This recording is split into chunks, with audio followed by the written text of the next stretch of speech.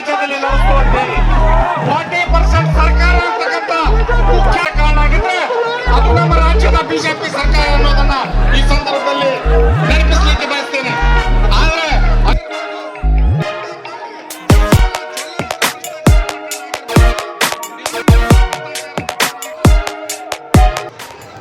ಕಾಂಗ್ರೆಸ್ ಪ್ರತಿಭಟನೆ ವೇಳೆ ತಪ್ಪಿದ ಅನಾಹುತ. ರಾಜ್ಯಪಾಲರ ಭಾವಚಿತ್ರಕ್ಕೆ ಬೆಂಕಿ ಹಚ್ಚುವ ಸಮಯದಲ್ಲಿ ನಡೆದ ಅಚಾತುರ್ಯ.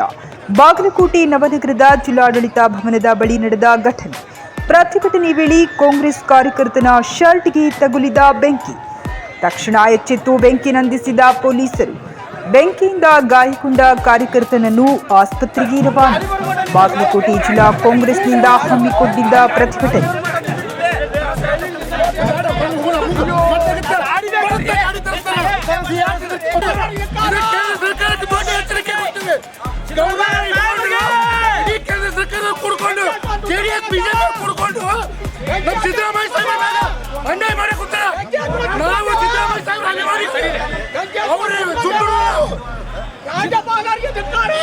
ಸಿದ್ದರಾಮಯ್ಯ ಸಾಹೇಬ್ರಿಗೆ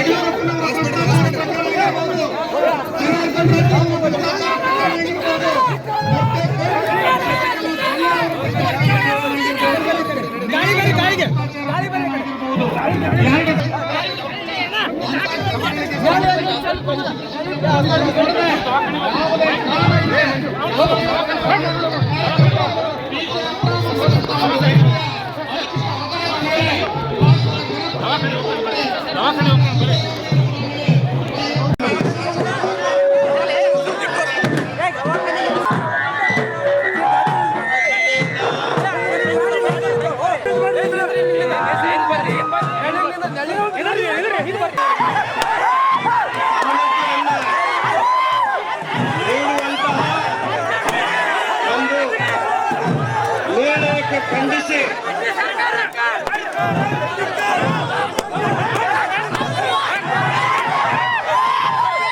ಕೇಳಿದ್ದೇನೆ. ಅವ್ರನ್ನ ದವಾಖಾನೆಗೆ ಒಯ್ಯುವಂತ ವ್ಯವಸ್ಥೆ ಮಾಡಿ ಕೂಡಲೇ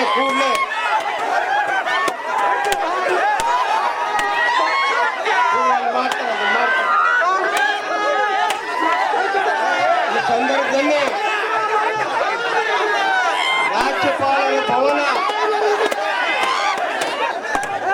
ರಾಜ್ಯಪಾಲ ಭವನ ಜೆಡಿಎಸ್ ದವರ ಅವರ ಕೈಗೊಂಬೆ ಆಗಿದ್ದಾರೆ.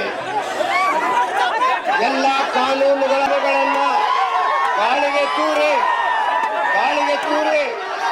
ಈ ಒಂದು ಹುನ್ನಾರವನ್ನ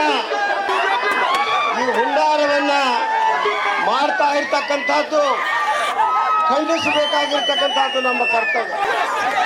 ಬಡವರ ಸಲುವಾಗಿ ಅನೇಕ ಕಾರ್ಯಕ್ರಮಗಳನ್ನ ರಾಜ್ಯದ ಬಡ ಜನತೆಗೆ ಕೊಟ್ಟಿದ್ದಾರೆ.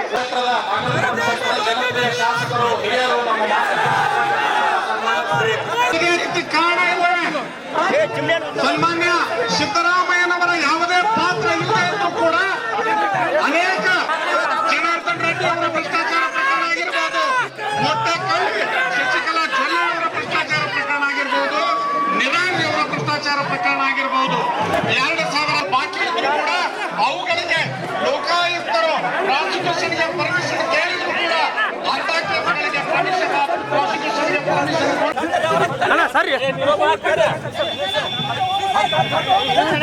Side side